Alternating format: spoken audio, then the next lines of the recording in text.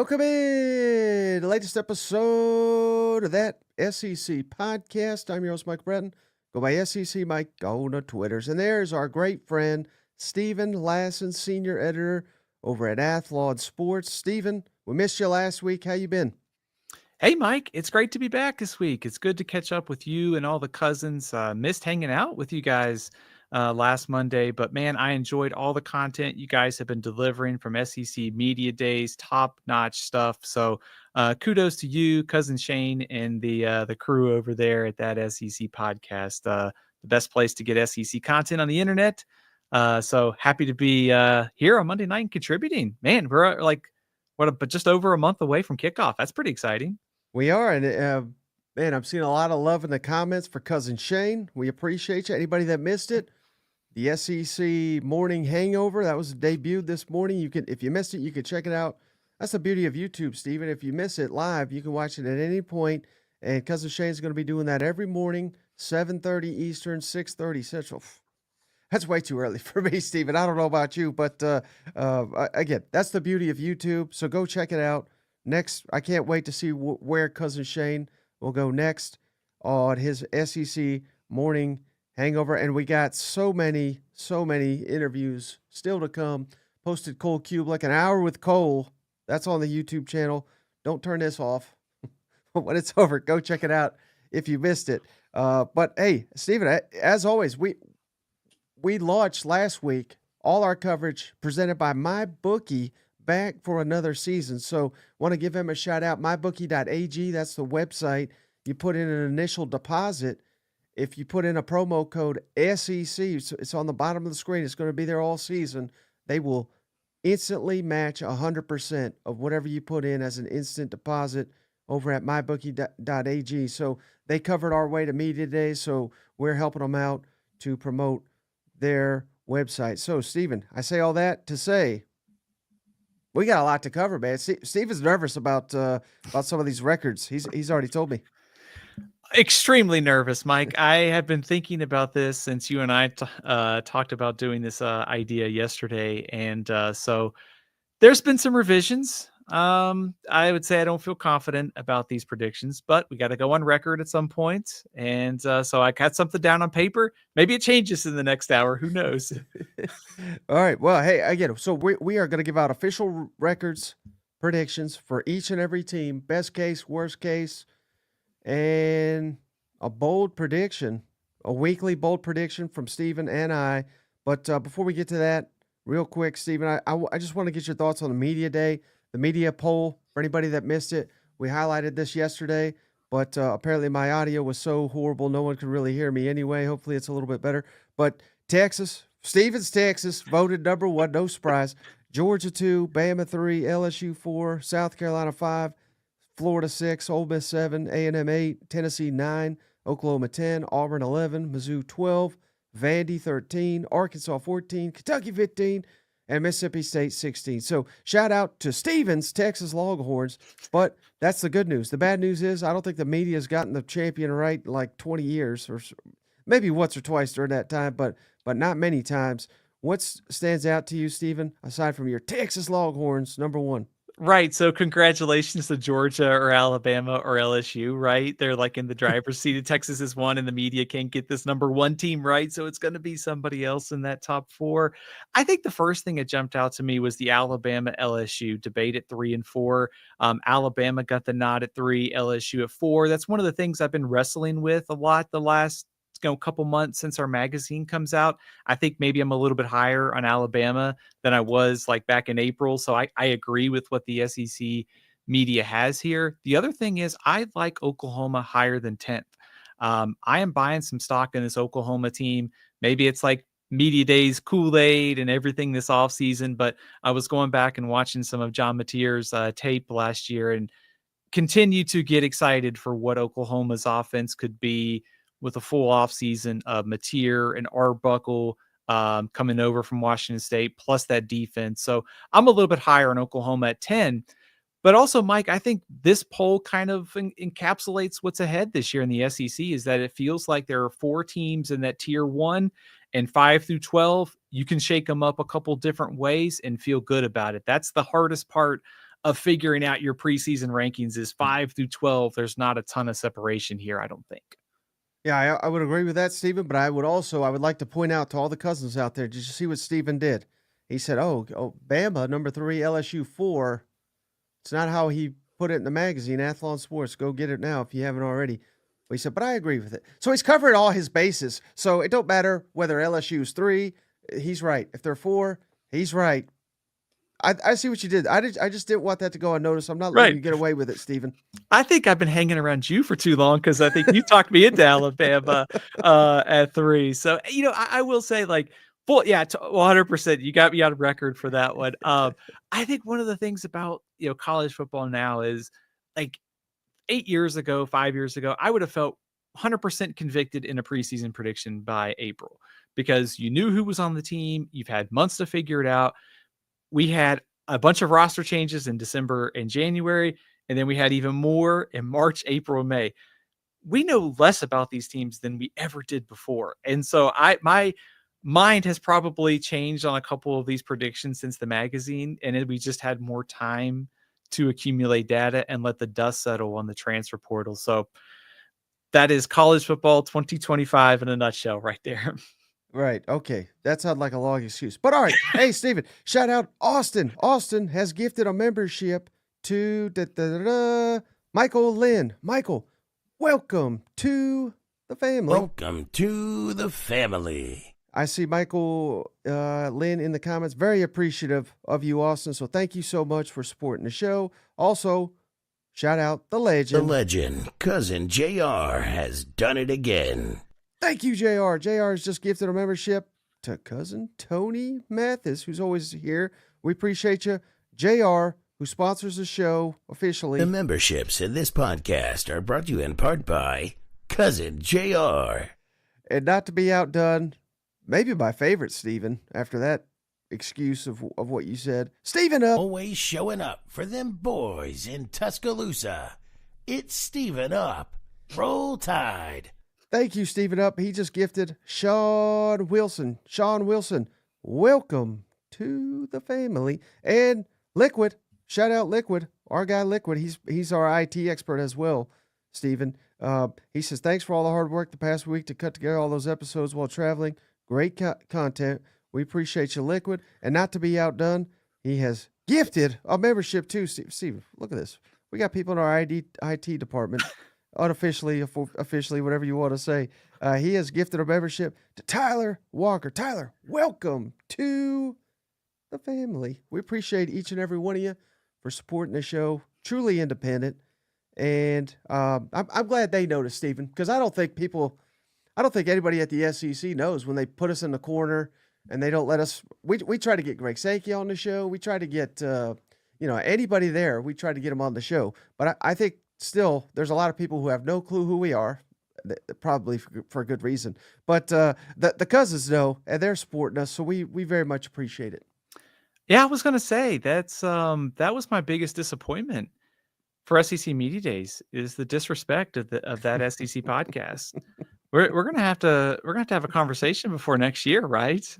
I mean, quite honestly, I don't know we deserve any respect. Shay deserves respect. I don't know if I do. I thought maybe you were getting your best like Oprah impression there. You get a membership. You get a membership. All right, so Stephen, it's time now for our weekly bold predictions.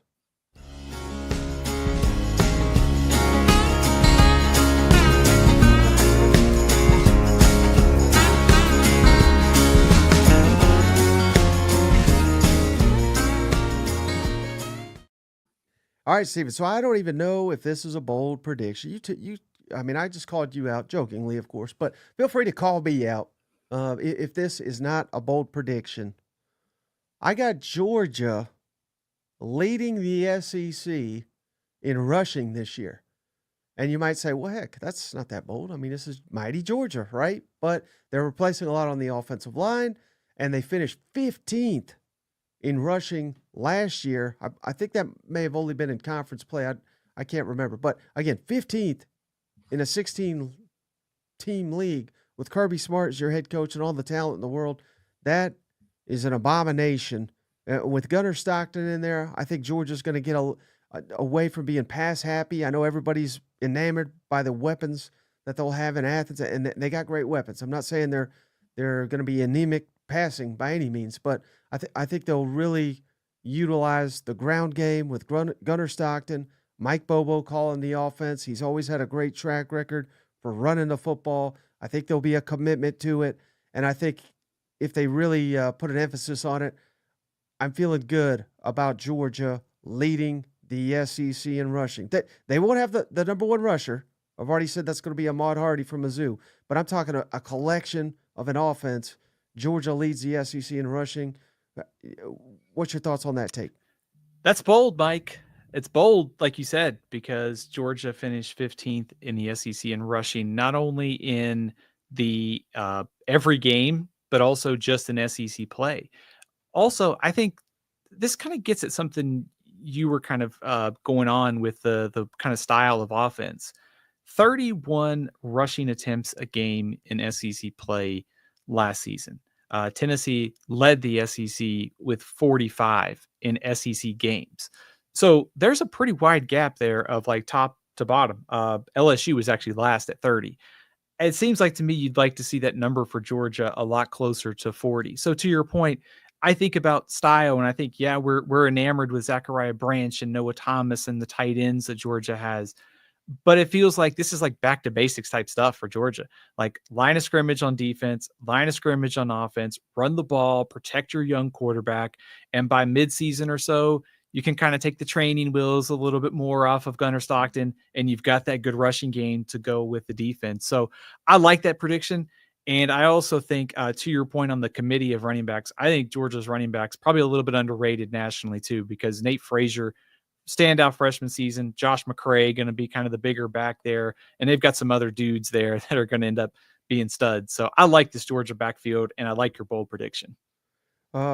This might be too bold from Ashley Schaefer, Stephen. My prediction: Kentucky will win a conference game. Well, no comment. We'll get to Kentucky, right? Right, we will. All right, so Stephen, what is your bold take for the week? I promise we didn't coordinate this, but I'm going to stay in the same like stat category here. I'll tell you what inspired me. I've looked at like all these preseason all SEC teams, and some, idiot at Athlon Sports being me puts out a, 4-teamer. I keep looking at these and I keep thinking there's one player that's not getting enough respect. Florida running back Jaden Baugh is like invisible on some of these lists. It's like people forgot that he, led the team in rushing, and Montrell Johnson is gone, and they've got one of the best offensive lines in the SEC. 2015, Kelvin Taylor was the last time Florida had a 1,000-yard rusher. I know Billy Napier and the Gators, they're probably going to spread the rock around, but give me Jaden Baugh to hit 1,000 yards. And come December, he'll get some respect. So that's my bold prediction. Jaden Baugh gets to 1,000 yards, breaks the streak, and gets that respect that he deserves this preseason. Yeah, I love that one. I think Jaden Baugh is going to be a breakout star for the Gators this year. So that may not even be bold. You know what? I mean, I think he could easily do that with what Florida's got back on the offensive line. We all know Billy Napier loves to run the football, and the threat with the passing attack. That's one thing, Stephen, that I picked up at Media Days was just how enamored a lot of the people that cover Florida, people on the DJ Lagway as well, were kind of enamored with his receivers.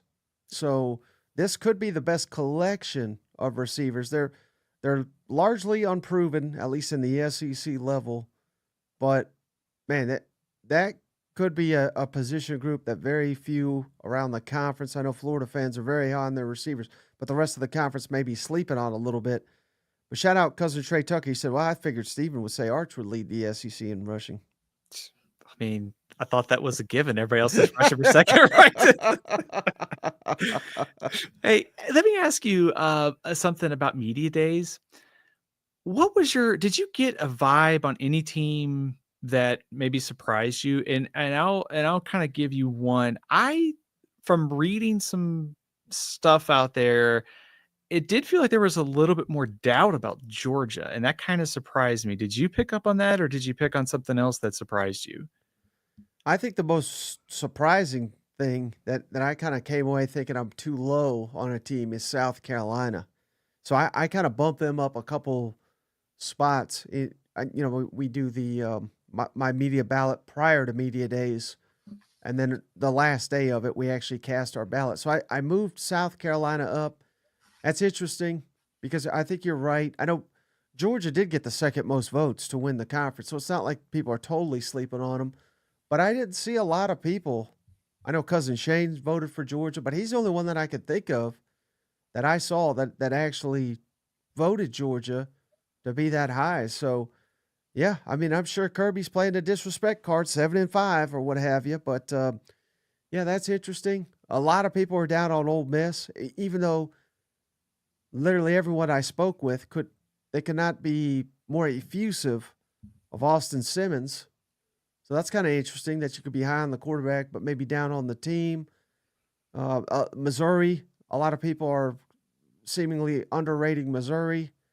Here's the thing, Stephen. Everybody I talked to at media days, they except for Kentucky and Mississippi State, they could hype up their team or whatever, and then you're like, man, he's right. They're going to do the X, Y, Z. They're going to be awesome this year. And then you turn around and someone's got you hyped up on Auburn, and then someone's got you hyped up on another one that was kind of hard to hype up was Arkansas. But aside from those three, everybody else was easy to hype up. So it's hard to come out. If you're more negative on a team exiting media days, I think it's going to be a really, really bad year.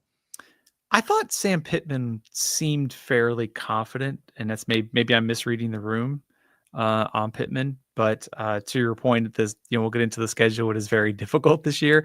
I also thought LSU was confident. I thought Brian Kelly kind of had just that aura of confidence coming in there with what they've done in the portal and what they've done on defense. And I mean, it's a critical year, and I try not to get too hyped one way or the other on what coaches say at media days, but it is interesting to kind of gauge what the temperature is among some of these teams in the conference. Mm-hmm. All right, so Stephen, now is the moment of truth. We have delayed for so long. We gotta do it, Stephen. We're gonna predict the records for each and every team. Throw us a donation, and we'll cover your team. Let's do the people that have donated. So Austin, shout out Austin. He was the first one. Tennessee. Let's do Tennessee, and you tell me if I'm wrong, Stephen. Anybody that missed it, go check these out. Our fall camp season previews, and this is kind of how I did it, Stephen. You could do it totally different if you want, but the over under 8.5 for them Tennessee Vols.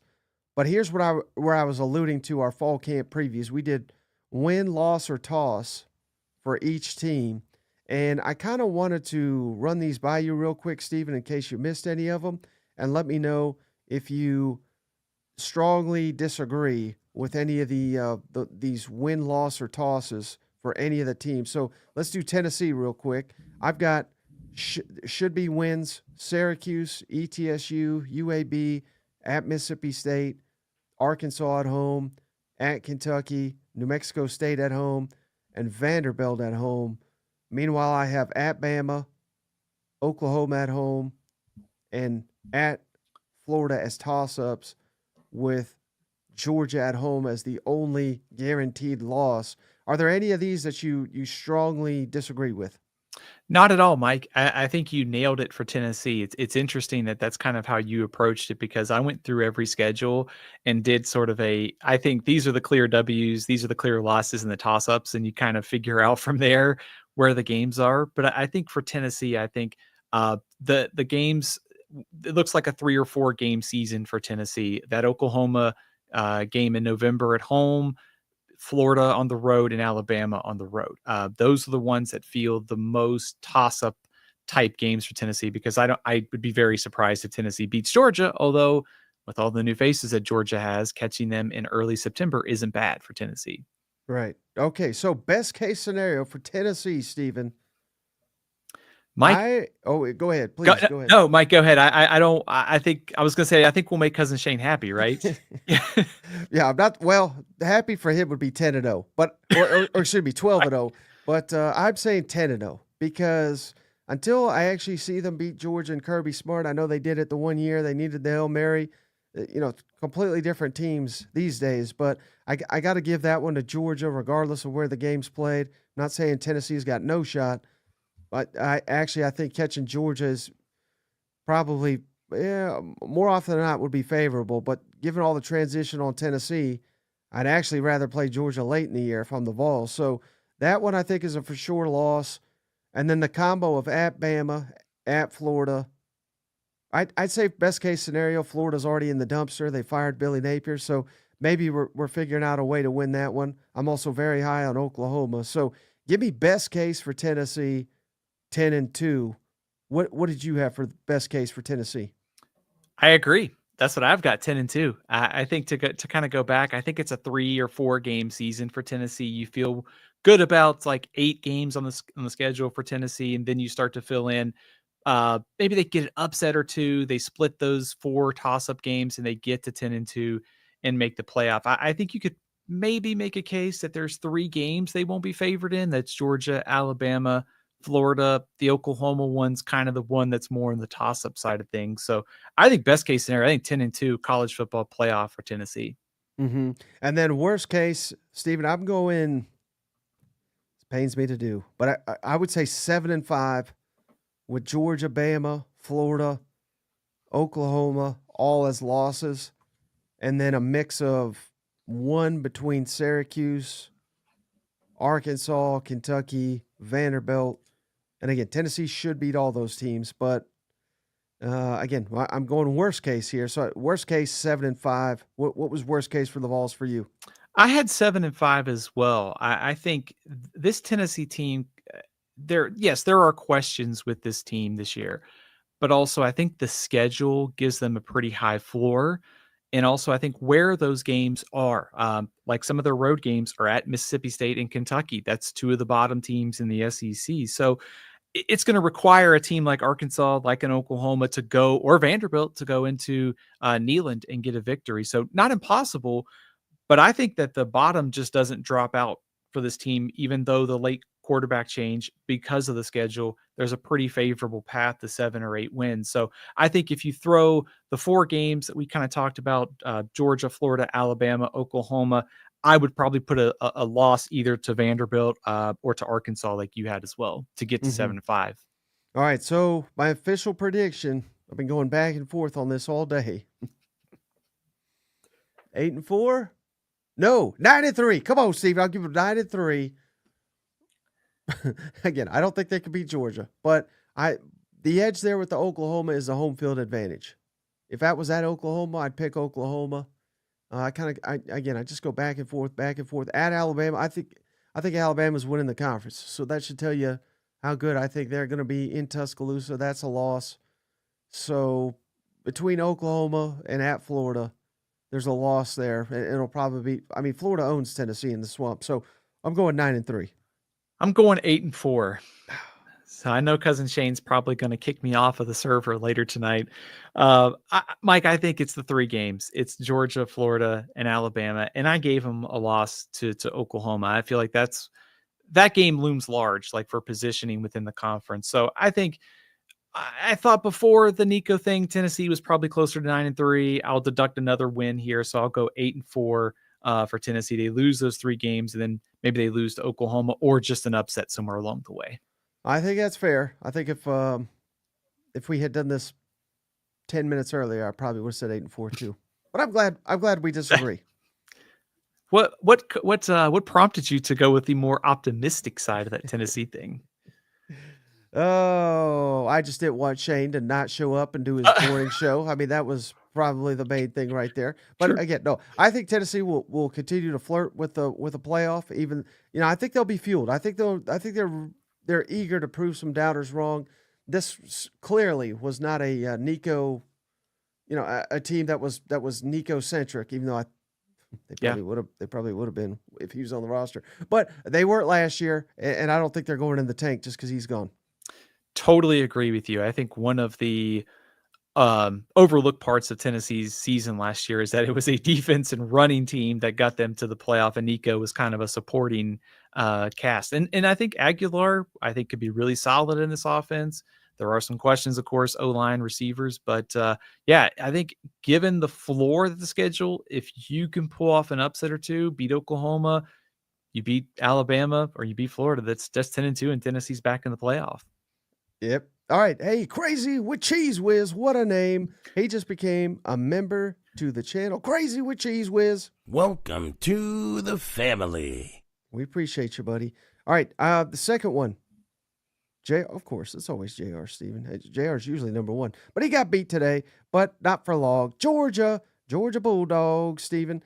Let's look at their Georgia's win, loss, or toss as we had it on our fall camp preview. And this Georgia's a little bit easier to do than most.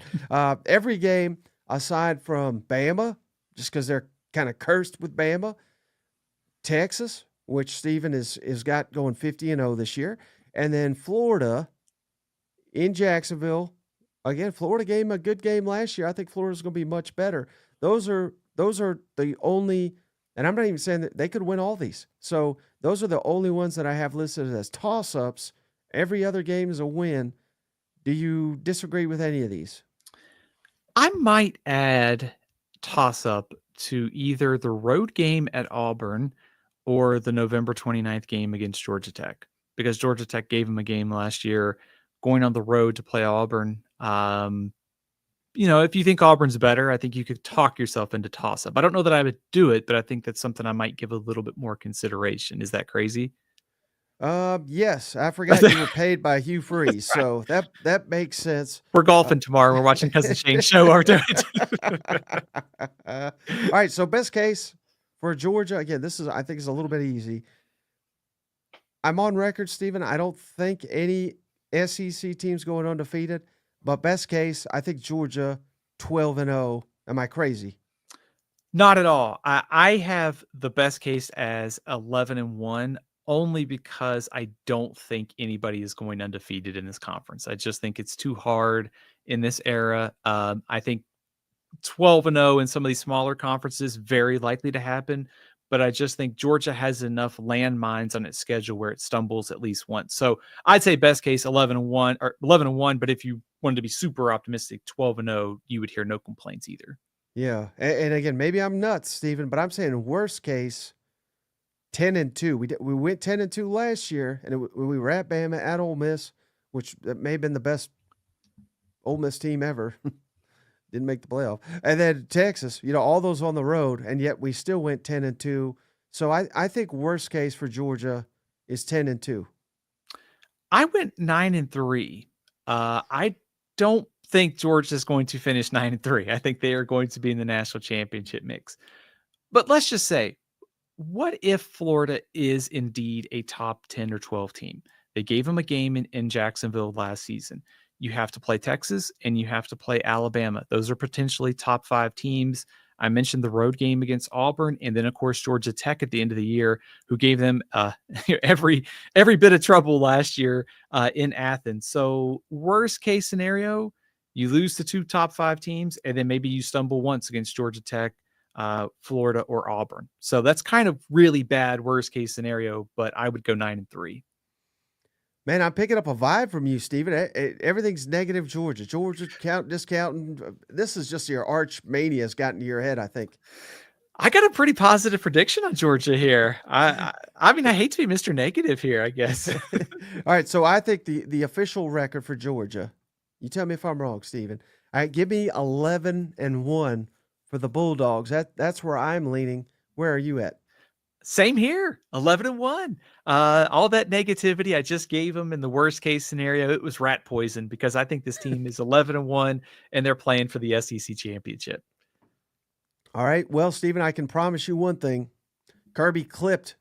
He stopped the clip before you said 11-1. He just took every negative thing you have. It's already in the locker room. That's already official record. Georgia's going 7-5. Clip that with the prediction that Jaden Baugh is going to get to 1,000 yards, and it's going to be like, Steven thinks that Florida's going to run all over Georgia this year, which isn't the case, but Yep. All right. Shout out Steven up. So he also was the third person to donate to the show. So let's look at Alabama, Steven. Here's the win win-loss toss we had from the fall camp preview. No likely losses in our fall camp preview. Every game was a win in our book, aside from at Georgia, we had as a toss, LSU at home, a toss, and at Auburn. Now, I think Alabama's a lot better than Auburn, but, Iron Bowl, all that goes with that. Jordan-Hare Stadium, I mean, that's a house of horrors at times for Alabama. So that's the primary reason I have it as a toss. Would you disagree with any of these? What about South Carolina being a toss-up game? October 25th, last year's game came down to the final play. It's it's also a week after playing Tennessee in the third Saturday in October. You do have a bye week, but you are also looking ahead to LSU on November 8th. Is that crazy? No, I think that's totally fair. And quite honestly, Stephen, if this was, like I said, I'm higher on South Carolina now than when we actually did these. I might even change that to a toss. By this point of the season, South Carolina, if they have any issues on defense, will likely have found answers there. I think the offense will be even better with Lenore Sellers year two. So, yeah, I think that's totally fair to throw at South Carolina because it is Williams-Brice Stadium. I think it's fair to call that a toss as well. I think looking at this schedule, and if you look at it in the views of like automatic W's, losses, and toss-ups, I think also shows the opportunity here for Alabama this year. Because I know you like them to win the SEC, and I think you can easily start talking yourself into it. It's one of the reasons why I moved them up in my power rankings. The schedule really breaks their way. They've got the defense, and you trust Kalen DeBoer. Like, there is a massive opportunity here for Kalen DeBoer to get this team back into the playoff and make a deep run because that schedule definitely breaks in their favor. Yeah. Okay, so best case for Alabama, this might be nuts, Stephen, but again, I'm saying best case, 12-0. That's not the record I'm going with, but if things break right, I think 12-0. Again, maybe Kalen DeBoer showcases himself as an elite coach that we were told we were getting. Defense is dominant. Maybe Ty Simpson emerges as maybe one of the best first-year starting quarterbacks in the SEC. I don't think it's inconceivable Bama goes 12-0. I still think it's hard to go undefeated in this conference, especially when you get Georgia and we mentioned South Carolina, throw Missouri, Auburn on the road. So I see where you're going with 12-0. I would probably lean more to 11-1 just because every team probably stumbles somewhere. No Texas, and you get LSU at home. That's a pretty favorable draw for Alabama. Yeah. Okay. And then now I say all that to say worst case, we have another DeBoer. And we have quarterback throwing pick sixes, all this, that, the other. Give me worst case for Bama. Give me 9-3. Where do you lean? Worst case for Alabama. I went one win lower here. I went 8-4. And that would give Alabama like a loss to Georgia. They stumble in road games against South Carolina, Auburn, maybe even a Missouri. Oklahoma beats them again. This would be like the nightmare scenario for Alabama. Defense is good again, but none of the quarterbacks are ready. Ty Simpson doesn't hit.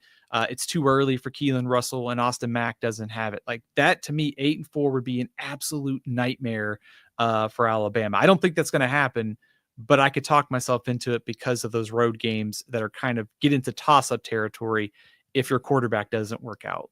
Well, I'll tell you one thing, Steven. If the Tide go 8-4 regular season, McElroy was right. Saban's coming back. That's where that's the connection, right? When we heard that rumor last week, I was trying to figure where's Saban coming back, and okay, LSU could be open at Alabama, maybe the Dolphins too. So they're all open.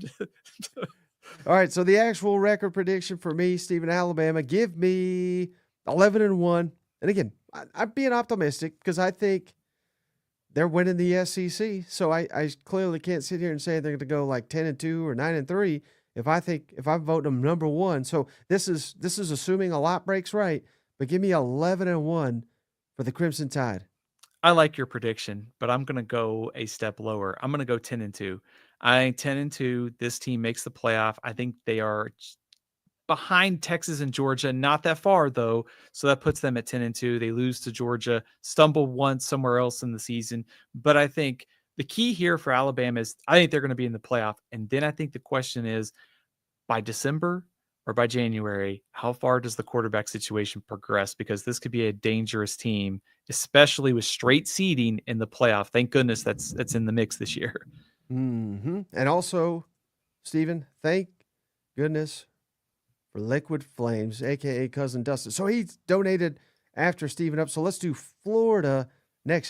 This should be a fascinating one, Steven, because I'm kind of all over the map on the best case, worst case for the Florida Gators. In our fall camp preview series, we had, let's see here, 6 should-be wins. We had 1 should-be loss. That's Texas, but it is at home, so who knows? And then we had at LSU, at Miami, at A&M, Georgia in Jacksonville, at Ole Miss, all as tosses. Would you disagree with any of these? Would you move Texas into the toss-up category just simply because it's in Gainesville? And as we talked about, there is a very low probability of somebody running the table in this conference and going 12-0. Yeah, I'm fine with that. But I quite honestly, Steven, I'm stunned given your arch mania. Texas gonna win it all. But even mighty Texas can lose a football game and still go on to win the Heisman, win the national championship. So yeah, I think that's fine. I'll allow it. Does Florida have one of the widest variances in like your records? You know, like the upside could be college football playoff. The downside is 6-6, 5-7, maybe. Yeah, I'm looking at the list right now. They're up there. There's one other. Well, there's maybe 2. There's 2 others that I'm kind of all over the map on, but Florida's not far from it because the season could go off the rails in a hurry. It felt like they had way more swing games. They have more swing games than maybe some of the other teams in this conference. And a lot of that goes back to, I know optimism was high at SEC Media Days about DJ Lagway and his health, but I still worry about that. Like, I mean, once you get into games, is there some sort of aggravation? What exactly percentage are we talking about? His health is a big X factor for me. But when you're talking about playing, I mean, Texas, Georgia, Miami, LSU, those could all be playoff teams this year. So it feels like when you start to pencil in the guaranteed wins and the toss-up games, there's not many 100% guaranteed wins, and there's a lot of toss-ups on this schedule. Right. So best case for the Florida Gators, Steven, I'm going 10-2. And again, we're saying best case, things break right, DJ's great, DJ's healthy, Billy Napier learns how to coach a football game. If all these things happen, Florida could go 10-2. Not guaranteeing it by any means, but where's best case for the Florida Gators for you? That's what I had too. I have 10-2. I think if Lagway is healthy, the offense builds on what they did at the end of last season, and the same thing holds true about the defense. The defense picks up where they left off. And this Florida team, that 4-game stretch was the start of something. It was not a just 4-game, kind of mirage that it's not going to be replicated. It's the start of the team turning a corner. So I think you have to give them a loss or 2 somewhere because the schedule is so difficult. But if the team that shows up at last 4 games plus something better, to me, that's a 10-2 and a playoff team this year. Now, worst case, oh, Billy, you're going to have to pack your bags because we just went 6-6, which, again, I just said 10-2 optimistic. But if you tell me they lose at LSU, at Miami, I don't know much about Miami, but that's conceivable. Texas, at A&M smoked you. Georgia. I mean, these are racking up here. And heck, we'd have to go 4-1 the final month, I think, just to get to 6-6. So 6-6 may not even be low enough, but that's where I went worst case. I have 6-6 as well, Mike. I think if to kind of go back to the W's and the toss-ups here, I think I had maybe 7 toss-up games for Florida on the schedule. So if you kind of think how the odds of them all breaking against Florida, probably not going to happen, but it's not crazy to sit here and think, okay, they could lose to LSU, Miami, Texas, Texas A&M, Georgia, Ole Miss, and Tennessee. I wouldn't pick that, but the schedule could break down that way just given the nature of the toss-ups. And what happens if they get off to a slow start? Does Billy Napier get fired? If that's the case, you're talking about an interim coach. You're talking about the roster may check out. So this worst case scenario could be 6-6, could be even 5-7.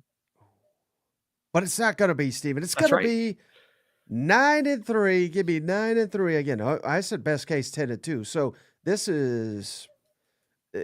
should give you an indication. Cousin Shane's probably laughing in the comments here because I got Florida 9-3. I think they're going to be the breakout team.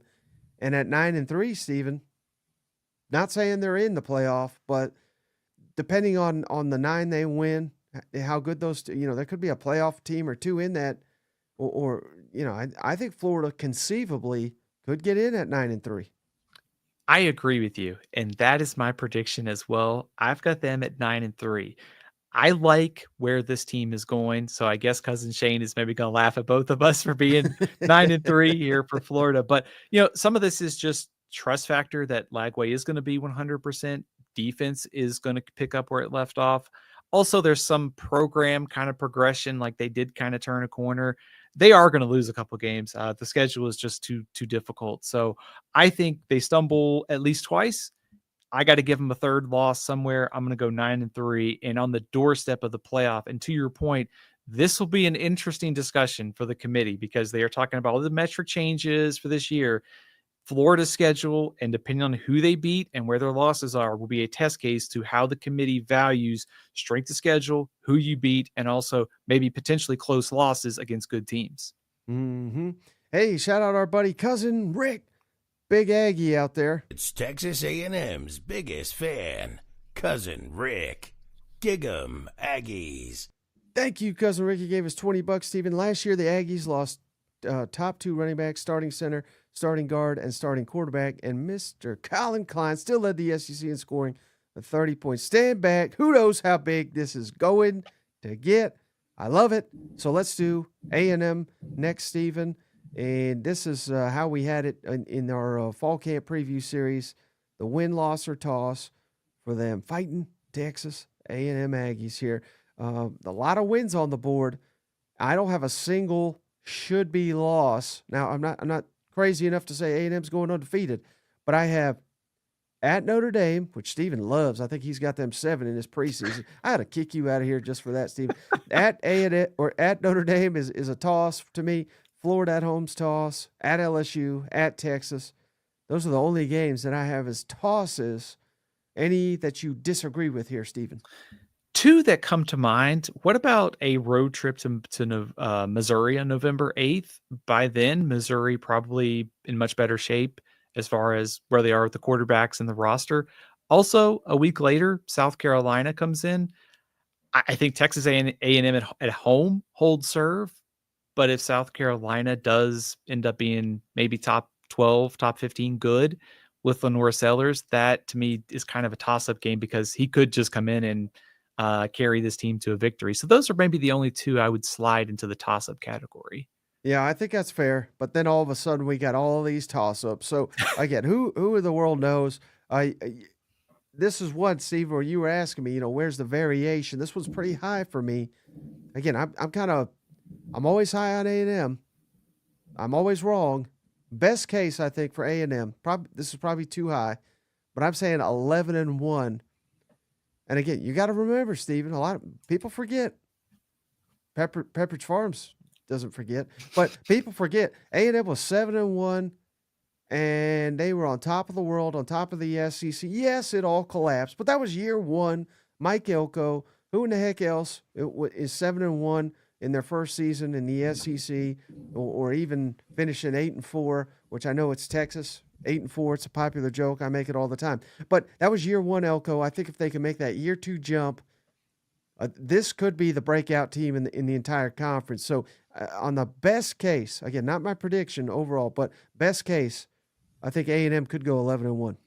I like them at 10-2. Mike, for the best case scenario, I look at the road games with Texas, with LSU and Notre Dame. You may need an upset in there to get to the playoff. Like if you're going to get to the playoff, you're going to have to probably pick off one of those and then run the table.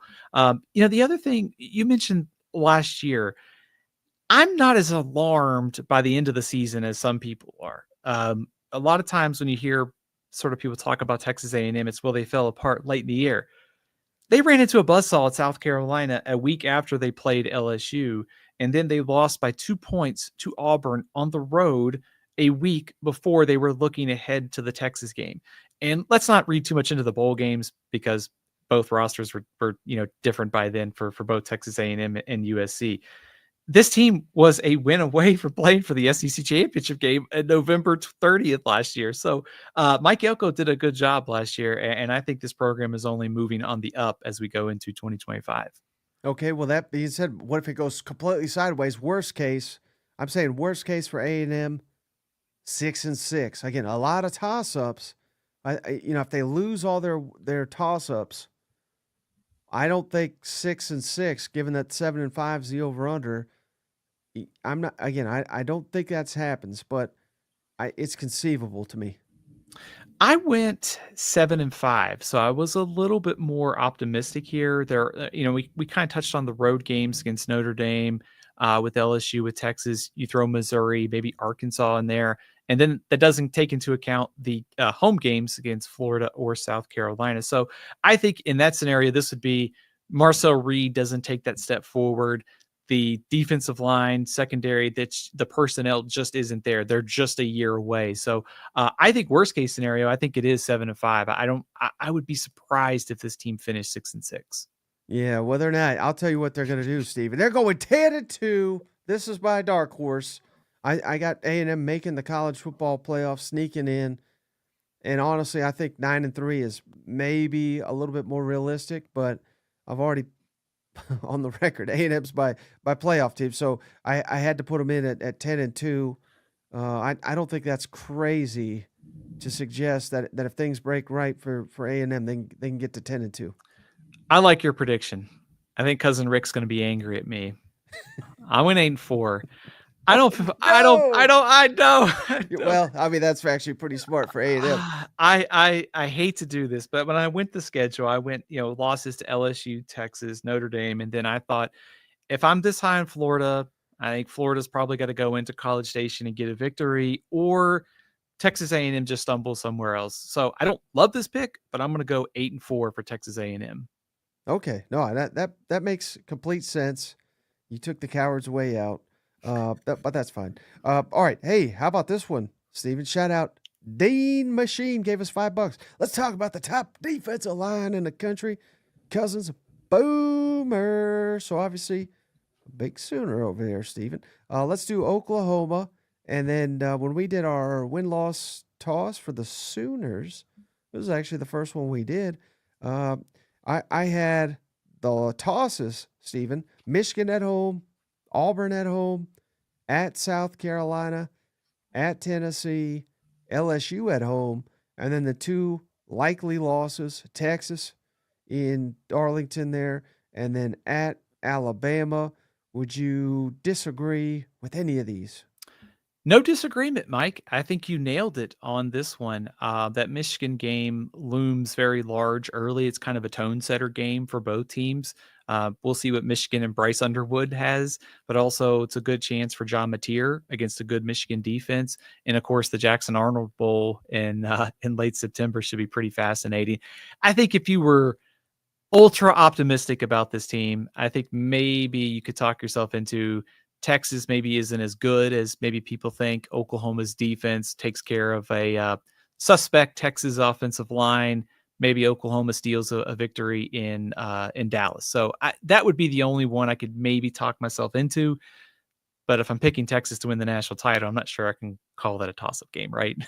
Right. Okay, so best case for the Sooners, Steven, give me, and again, this is best case. This is going to be a difficult schedule, no doubt. But again, the schedule sometimes, Steven, in late July look daunting. And then all of a sudden it turns out maybe they're not as daunting. best case for OU, give me 10-2. They honestly, I know the record is nowhere near that last year, but they weren't that far off. They just needed a competent offense, and I firmly believe they're going to be not only competent but possibly quite good on offense this year. So, best case scenario for OU, give me 10-2.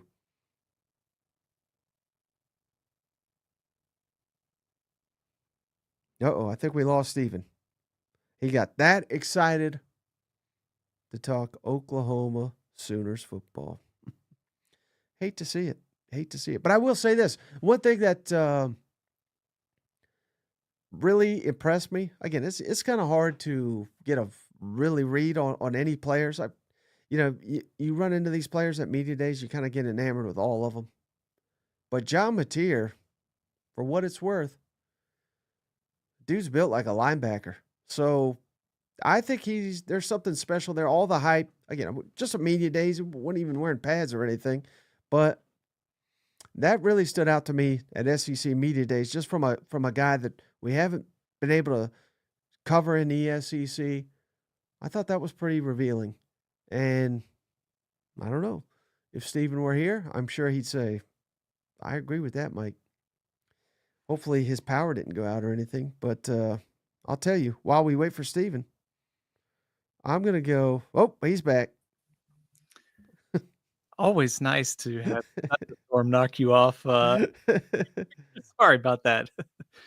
Blanche said Steven is tired of SEC Mike's bad predictions, so he left. So that makes sense. I must have had some Big Ten internet tonight, Mike. It's not holding up. So I think you cut out right after this. I said best case for Oklahoma 10-2. What is the best case you have for the Oklahoma Sooners this fall? Mike, I've got 10-2 as well. I think this schedule, it is difficult, but also I think, you can talk yourself into Oklahoma as a playoff team. And the same thing applies for Florida with the schedule, like the schedule difficulty, the committee has a hard decision.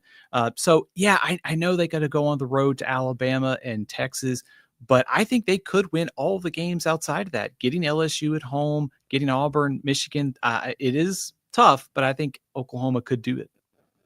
Now, you were asking me, Steven, where's the widest variance? It may be for this team. So, because I got worst case for Oklahoma. Again, I don't think this is going to happen, but things, let's say everything goes sideways here. Oklahoma 5-7, and this was like assuming they lose to Michigan, losing to Auburn, losing all the road games except, of course, Temple. Missouri beat you again. Ole Miss, yeah, LSU. I mean, so many tough games. I think 5-7 is worst case for Oklahoma. I'm a little bit more optimistic. I went 6-6, but I see where you're going here because let's just say the quarterback and the offense and all that, it doesn't work out. And the defense is on the field for too long against a very difficult schedule. Also, same thing as Florida. If this doesn't go well during the season, even with the athletic director change, could this team fall apart to some extent? So I still, even with a difficult schedule, I went worst case scenario 6-6. I think they find a way to sneak into bowl eligibility. If they got to 6 wins last year with that offense, they can surely have a better offense this year and get to 6 wins again. Right. All right. So record prediction for the Sooners, official. I'm going 9-3. So again, I'm high on the Sooners. It's going to take a lot, but again, we could sit here and say, well, this, at South Carolina, that's daunting. Ole Miss, oh my God, they were top 10 last year. I mean, things are going to change by the time mid to late October, November roll around. So what looks impossible, what looks daunting today may not be there. Give me Oklahoma 9-3. I went 8-4. I wanted to talk myself into 9-3, Mike. I was close to changing some W's and L's here, but Texas at Alabama, there's the home game against LSU and the road game against South Carolina. I think those are all, losable. They're also, for the most part, they could win some of those games too. So I kind of split the difference here. I kind of felt like the high end was 10 wins.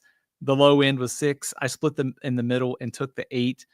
But also, I think if you're Oklahoma and you win 8 games with the schedule, I know they're not going to put up a statue of Brent Venables, but that would be a good step forward given where this team has been the last couple of years with 2 losing seasons in 3 years and all the changes there.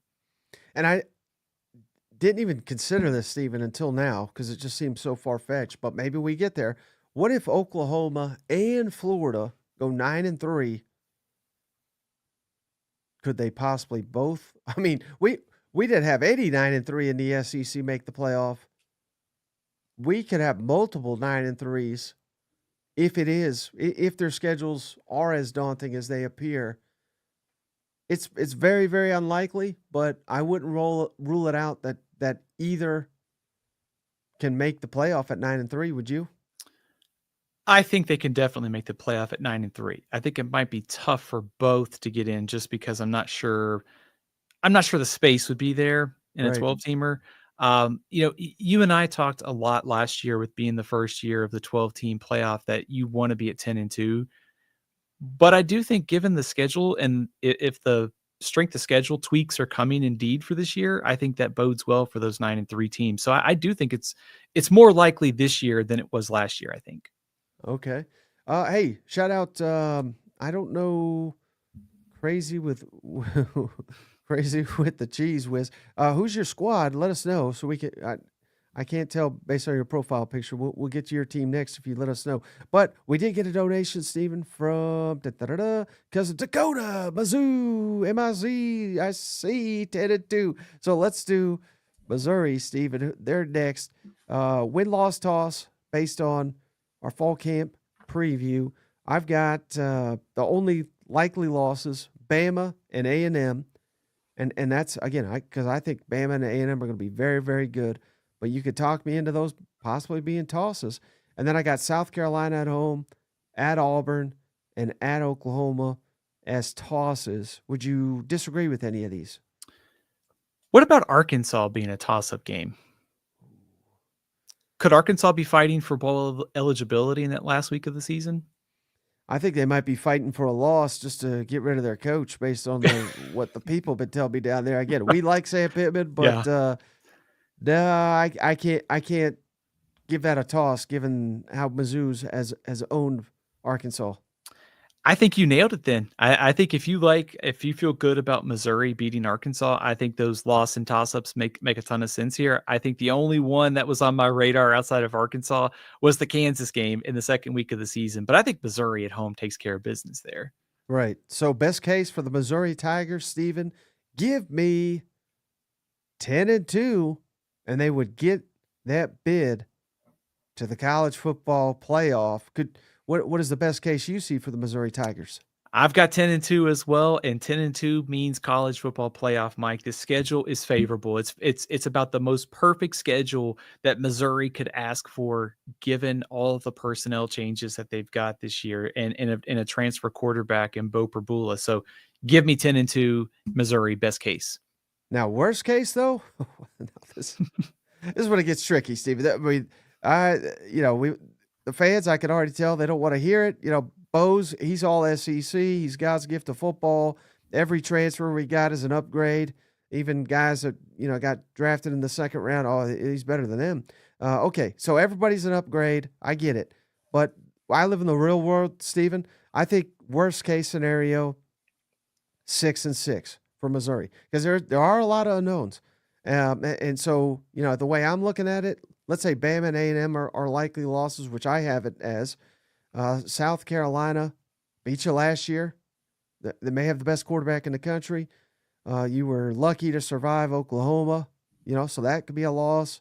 Auburn, unless Hugh Freeze completely shits the bed again, that could be a loss. Vanderbilt, took you to overtime. That could be a loss. And you said Arkansas, but even worse could be Kansas. So, again, is it likely they go 6-6? I don't think so.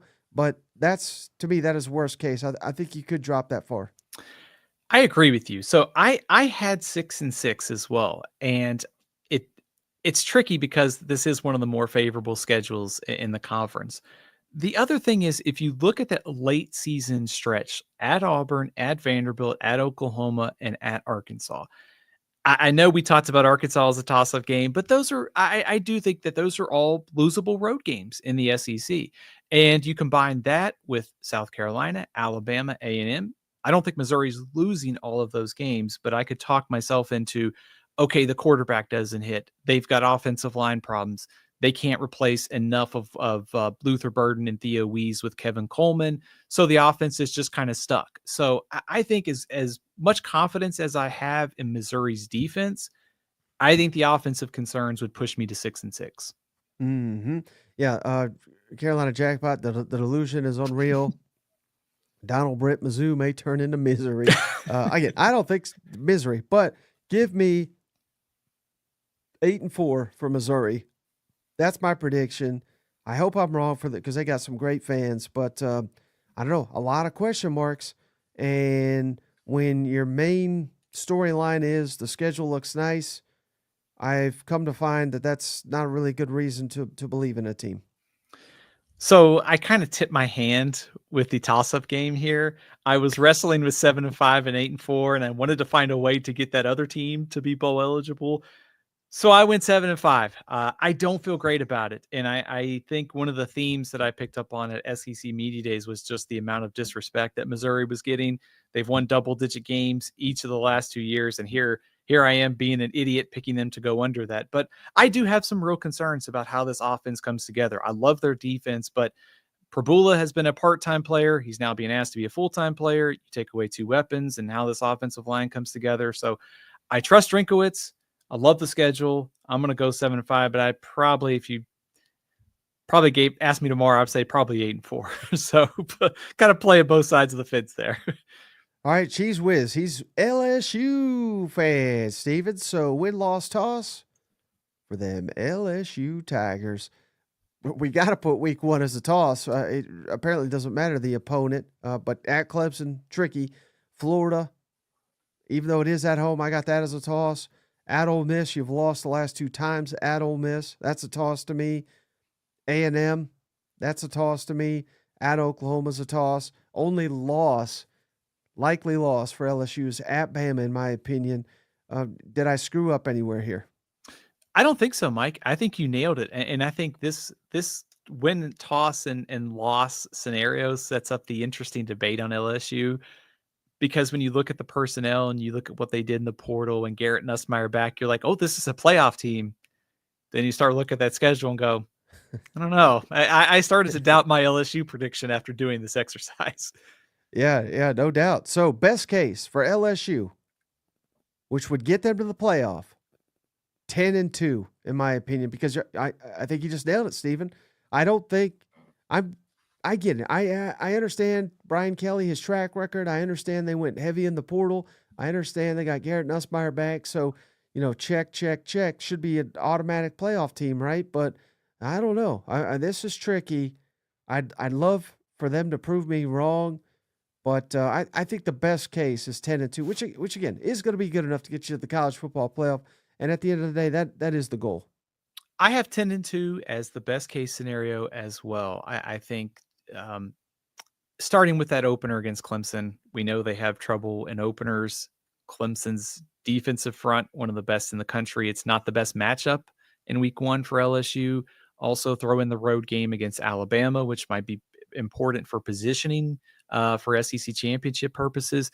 There's just too many high-profile games on the road, plus Florida, plus South Carolina at home.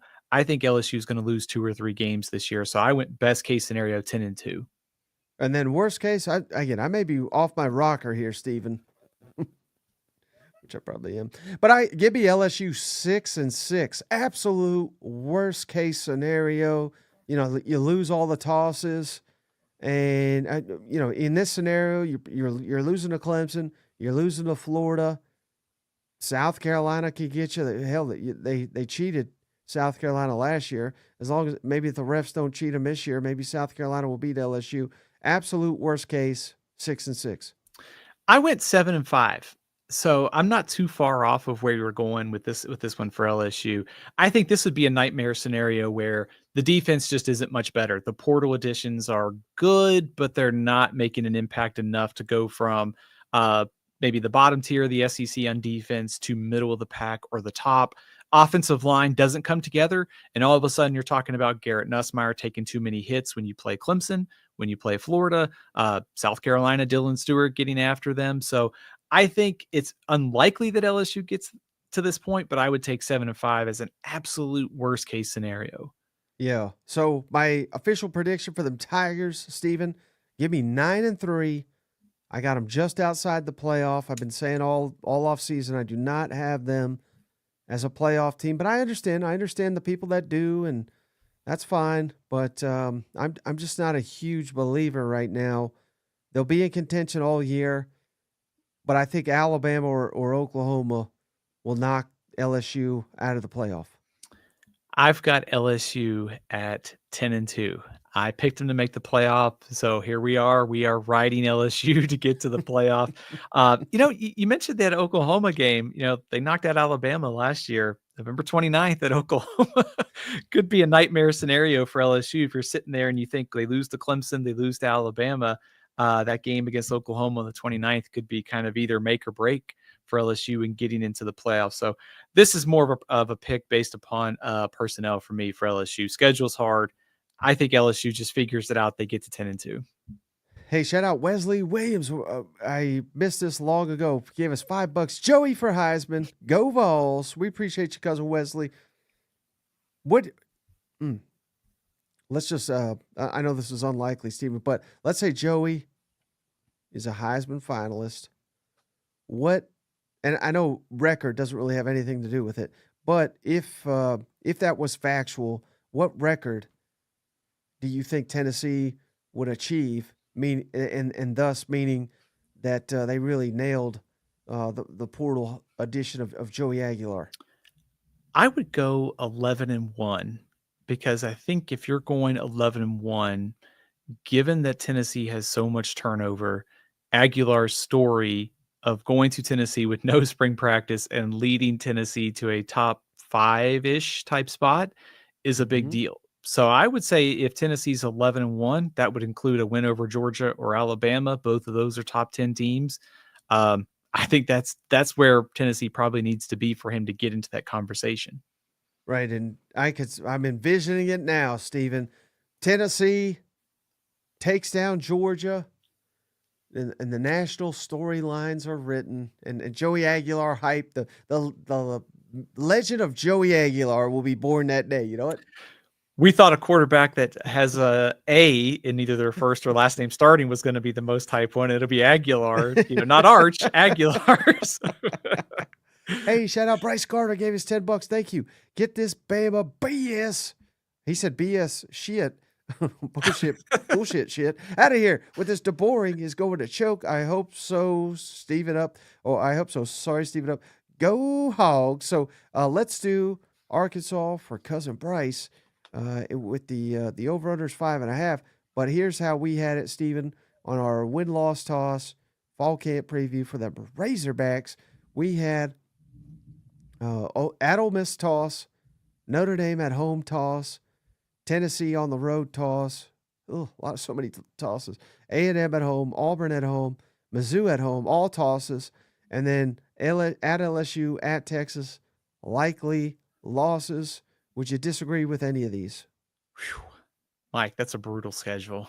I have to agree with you. There's not a whole lot of guaranteed wins on the schedule for Arkansas. I do think there is a little bit of a danger in that non-conference slate.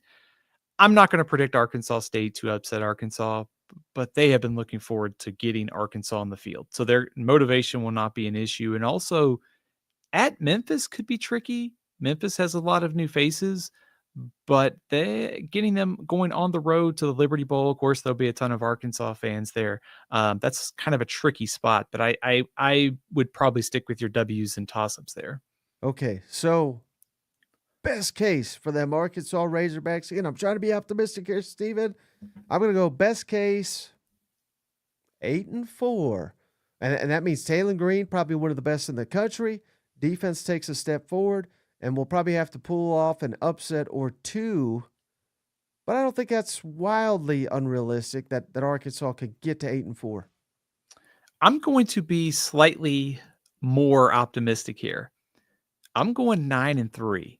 Oh yeah, I like that. Let's say Taylor Green really takes off, and Petrino plus Green second year equals massive production by Taylor Green. So in that scenario, that gives you losses to Notre Dame.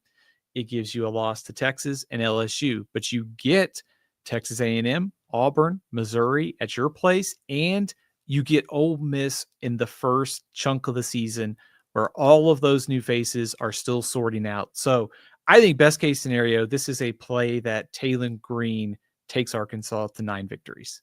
All right, I like it. I like it. Now, what I don't like, Stephen, is worst case. Worst case, 4-8. Where do you have them? I've got them at 4-8 as well, Mike. There's just not a lot of guaranteed victories here. The 3 non-conference plus Mississippi State, and you might need an upset to get to 5 and then 6 victories. So I think 4-8 would be worst case scenario. Yeah, and then man, maybe I'm being optimistic again. I've been so pessimistic here. Let's end on a high note with the Razorbacks. Give me 6-6, which again is not really good enough. That's not the standard here, but with this slate, I would consider 6-6 a win for Sam Pittman and company. I would too. That's what I've wrestled with, 5-7 or 6-6. And so I gave them the Taylor Green bump. I'm going 6-6 as well. I just think they find a way to pull off an upset and get to a bowl game. Okay. How about Auburn? We haven't hit on Auburn, Stephen. Over under 7.5. Now this is another wild one. A lot of toss-ups here for Auburn, in my opinion.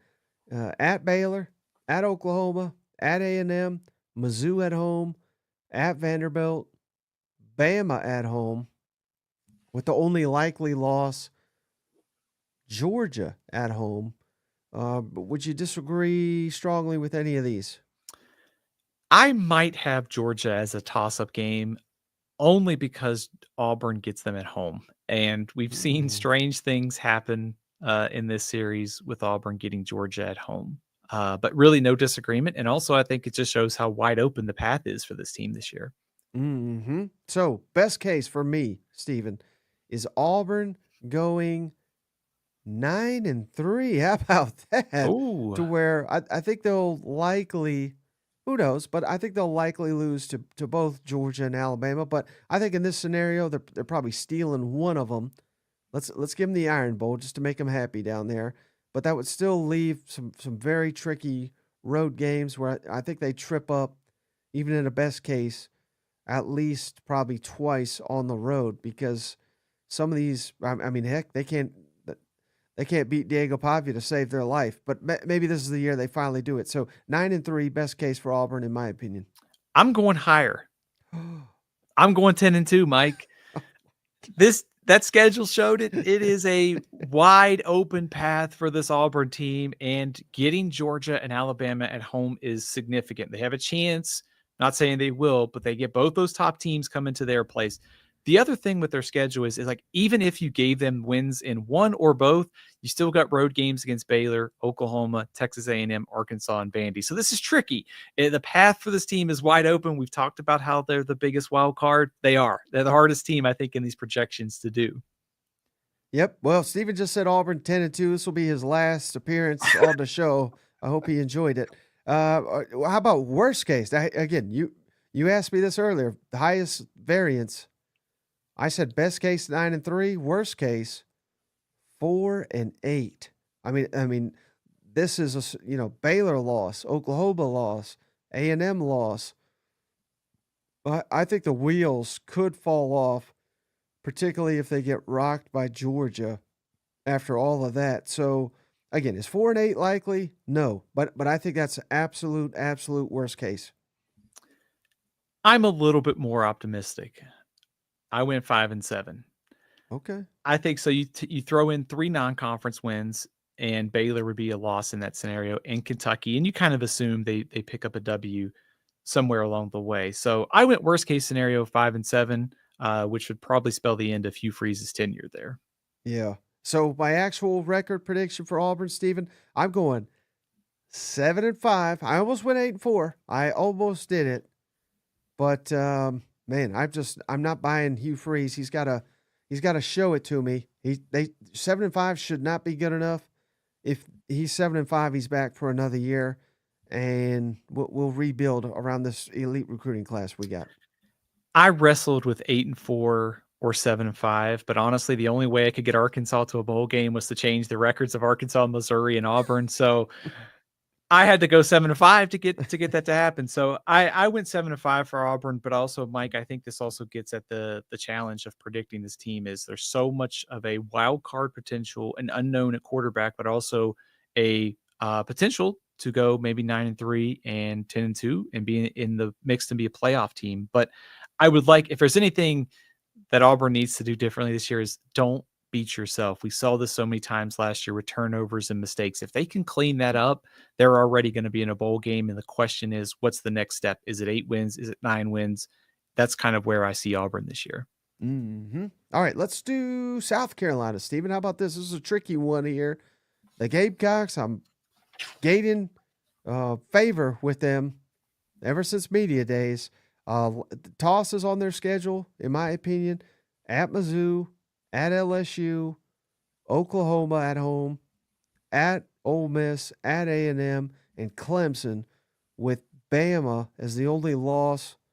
And I would almost even switch that. I think we've kind of already had this discussion, but if you want to switch Bama at home to a toss, I'd be 100% fine with that. I would switch that one to a toss-up, Mike, only because it's at home. And, of course, the game was close last year in Tuscaloosa, so South Carolina could go on the road and win there. But I think given that it's at home, Alabama would be coming off that game against Tennessee. I would take it as a toss-up. Okay, so best case for the Gamecocks, Steven, again, this is very optimistic, but give me 10-2 for South Carolina. Sellers, best quarterback in the country. Defense remains just as strong. We find pieces at receiver and tight end, tight end, but also maybe a running back emerges, which that all happened last year, and they're very, very talented at receiver. We just need a couple guys to break out here. I know that's maybe overly optimistic given this difficult schedule, but they just went 9-3, so I think 10-2 best case scenario. I don't think that's wild. Not at all. We're on the same page. You get Clemson, Oklahoma, Alabama coming to your place, and then you start the season with Virginia Tech in Atlanta. So a interesting toss-up game potentially is in the first game of the season at a neutral site. So I think to also go back to something you and I have talked about, South Carolina peaks at the right time under Shane Beamer. So if that's the case, those games against LSU, Oklahoma, Alabama, Ole Miss, A&M, they're rounding into form. That gets them to 10-2. If they were 9-3 last year, Sellers is better. I can see this team getting to 10-2. Right. So now that's best case. Worst case, things go wrong, Steven. Oh, I mean, all these road games are losable, right? Bama's losable. I hate to say it, but Clemson, I don't buy the Clemson propaganda, but I know people like you are going to push it. So, you're probably, or you are more knowledgeable than I am on Clemson, but I still ain't buying it. But big fan of Shane Beamer, Steven. He came over to the table. We'll never say a bad word about Beamer ever again, except I'm going to say it right here. What is his issue at South Carolina, or what has been his issue? They start slow.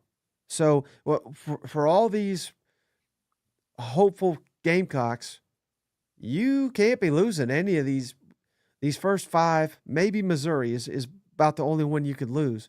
But I see a scenario: Vanderbilt, Virginia Tech, heck, even Kentucky. That Kentucky series is a wild one where the favorite usually loses. So again, I'm talking a lot, but I'm saying worst case 5-7.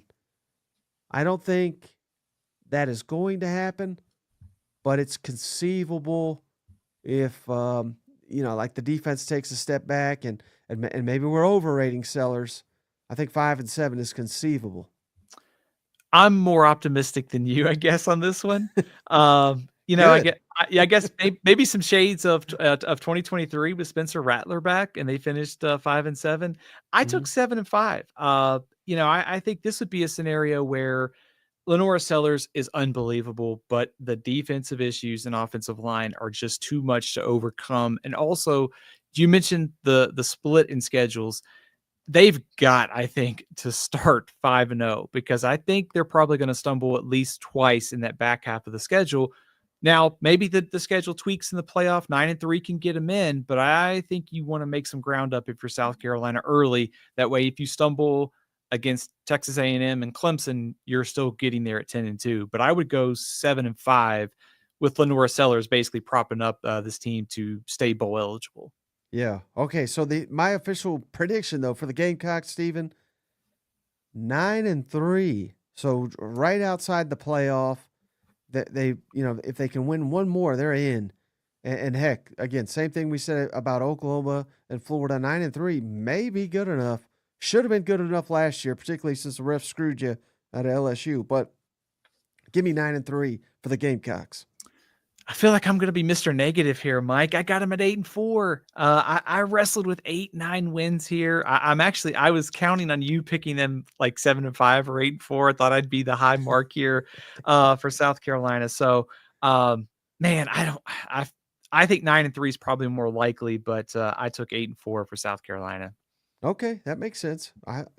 We're big Shane Beamer fans here, except for you. All right, Ole Miss, Steven. How about them Rebels here? Win, loss, or toss based on our fall camp season previews. The only tosses, Steven: LSU at home, at Oklahoma, South Carolina at home, and Florida at home. With the only likely loss, Georgia, which is in Athens.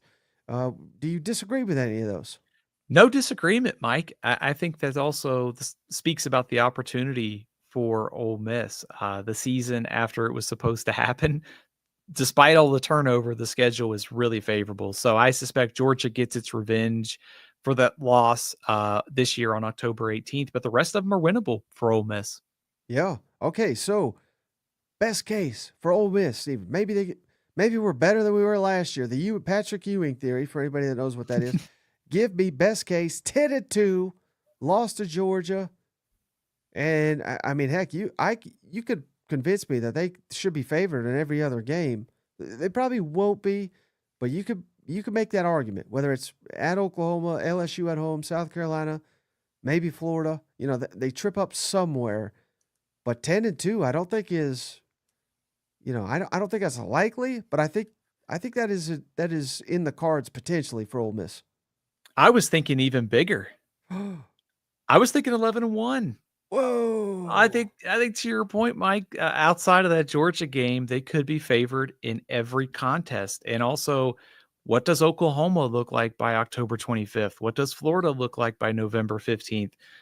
Those two teams could be coach on the hot seat situation. What does the roster look like? So I don't think Ole Miss is getting to 11-1. But if you had to do like you said, the toss-ups and look at that slate, you can talk yourself into an 11-1 Ole Miss team. Mm-hmm. And then worst case, a big variance here, Steven. Give me 6-6. What if all this Austin Simmons hype is incorrect? What if he's not ready? What if the defense takes a major step backwards? All these Alabama fans said, we tried to tell you about old Pete Golding. He's not worth anything. I think they're dead wrong, by the way. But if things break wrong, all your toss-ups, LSU, Oklahoma, Florida, South Carolina, you lose them all, then, and heck, Lane Kiffin's known to blow another game he shouldn't. Give me 6-6. That worst case scenario for Ole Miss. I'm going 7-5.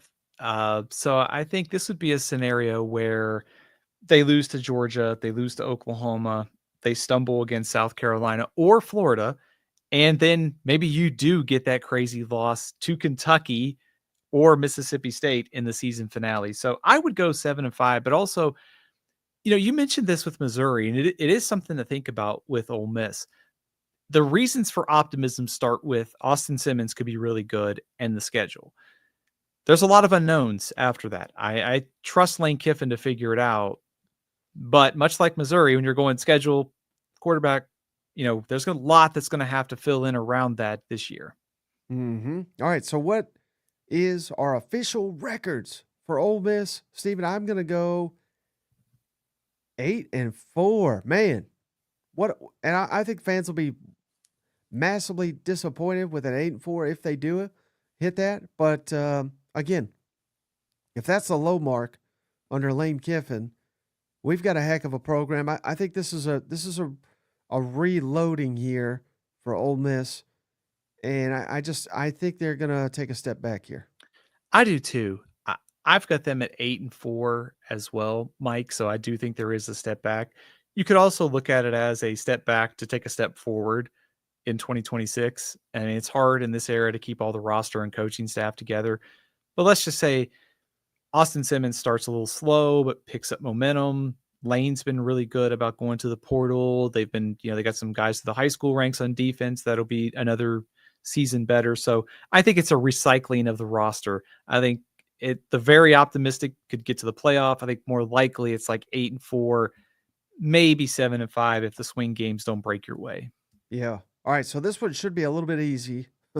I can't believe you let me go this long without getting to Texas here, Steven. Texas, win, loss, or toss from our fall camp preview series. There's not a likely loss on the schedule, in my opinion.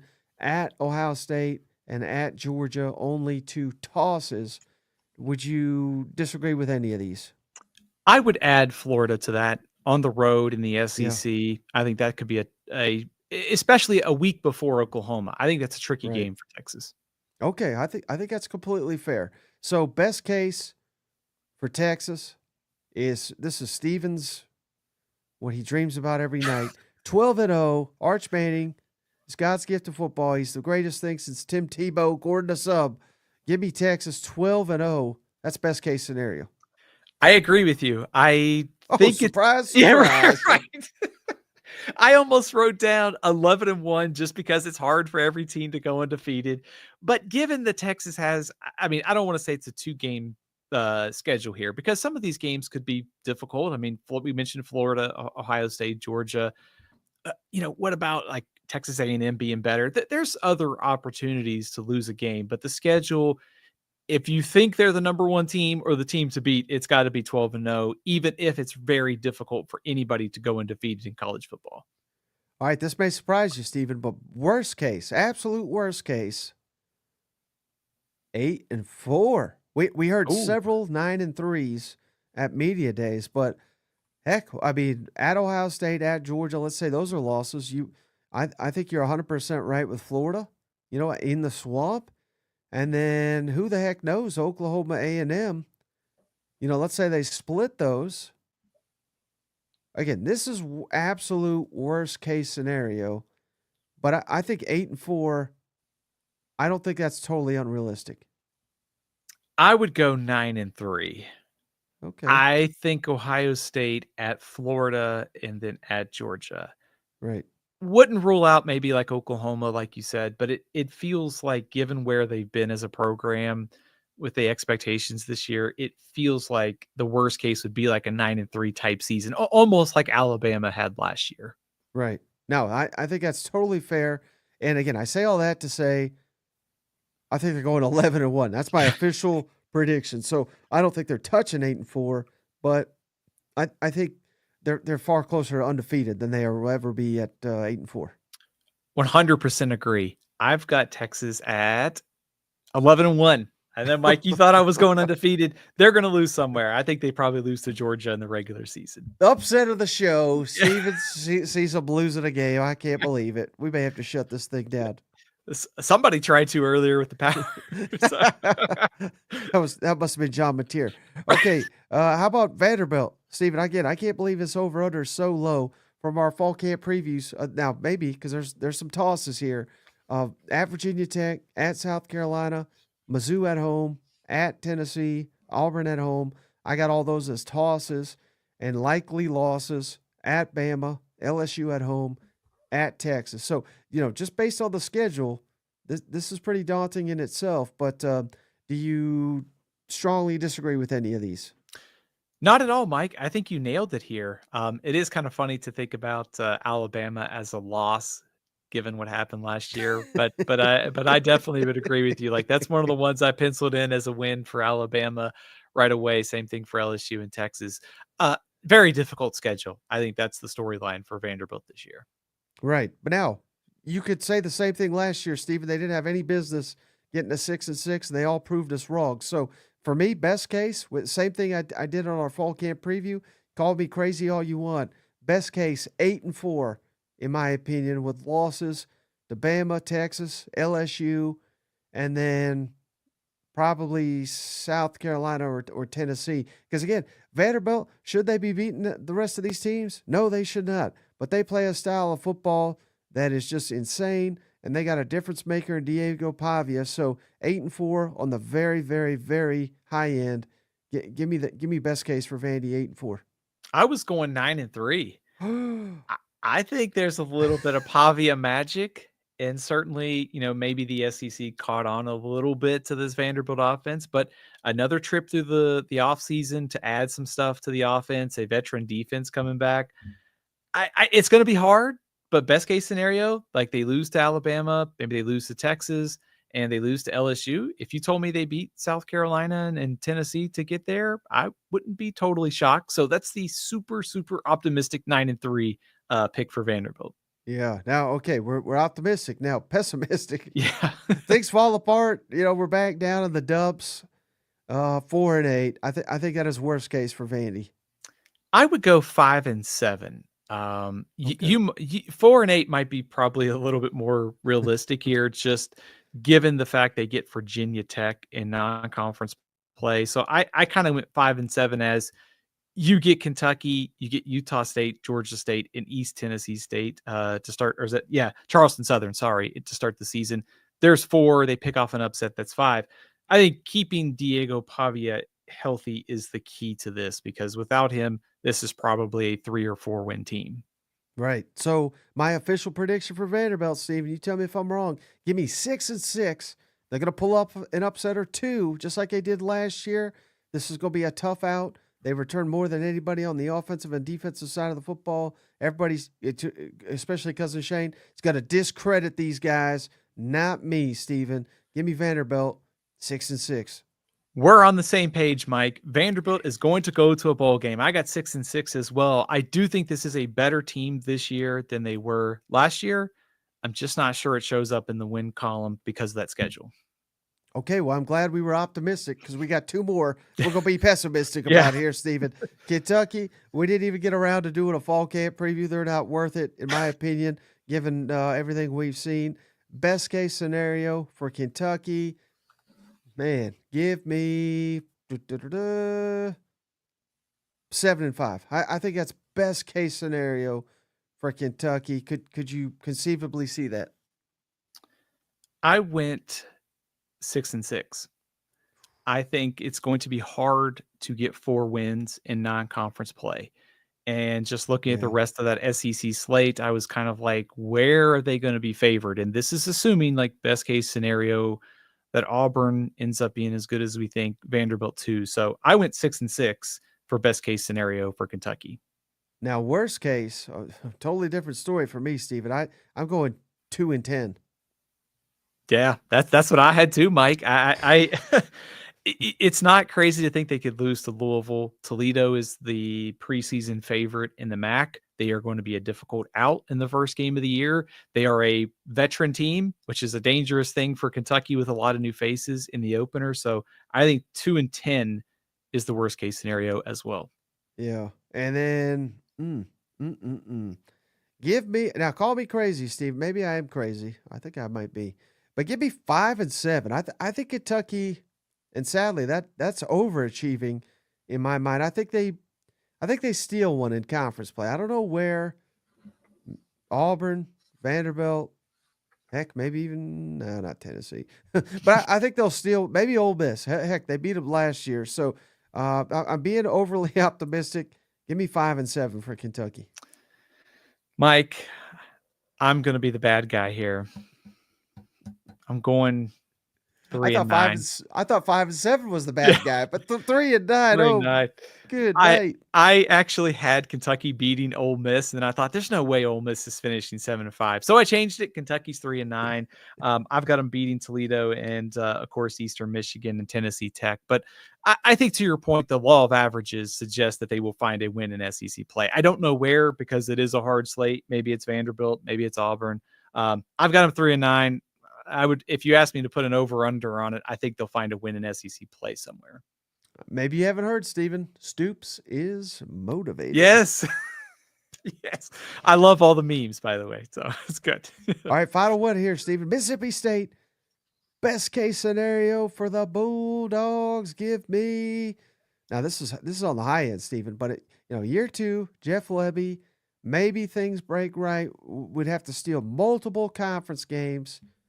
Best case, 6-6, and making the postseason. I don't think that is wild to suggest, given that they've added some 60-odd players. We'd have to hit on a lot of those via the transfer portal, but I don't think it's completely off the table. I agree with that. I think 6-6 would be my high mark for Mississippi State. That requires beating a good Arizona State team in week 2.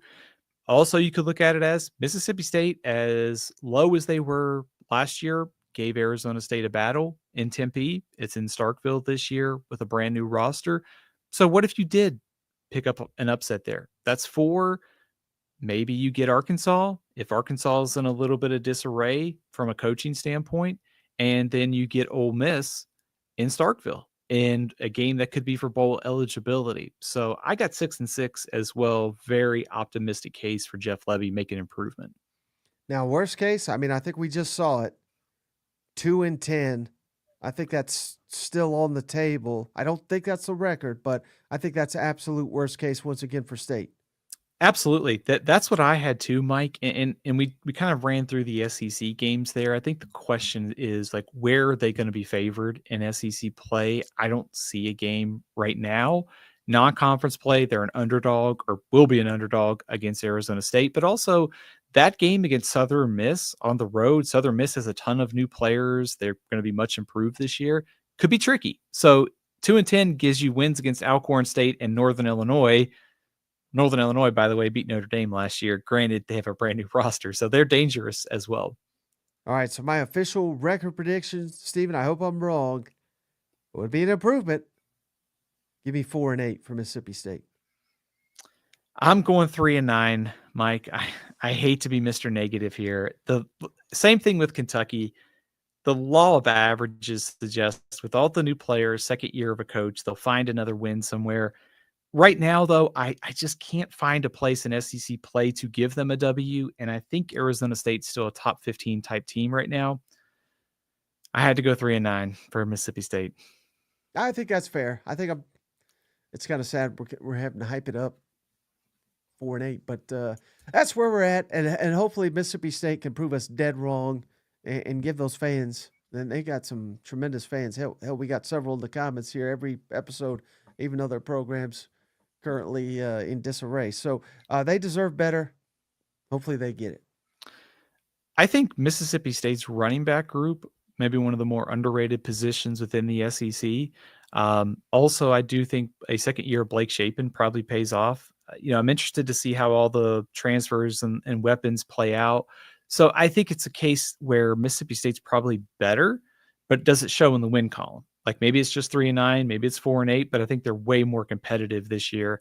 And then of course the schedule, we'll see what happens next year, but I could see them taking a jump in 2026 with a kind of a more competitive team this year and then a bowl team in 2026. Mm-hmm. All right, Stephen. So we went well over 90 minutes here. Any closing thoughts before we wrap this one up? Apologize for all the power issues tonight. And as always, thanks to all the cousins for picking up the magazine and supporting Athlon Sports. Really appreciate it. It's on newsstands and it's available at our website, athlonsports.com.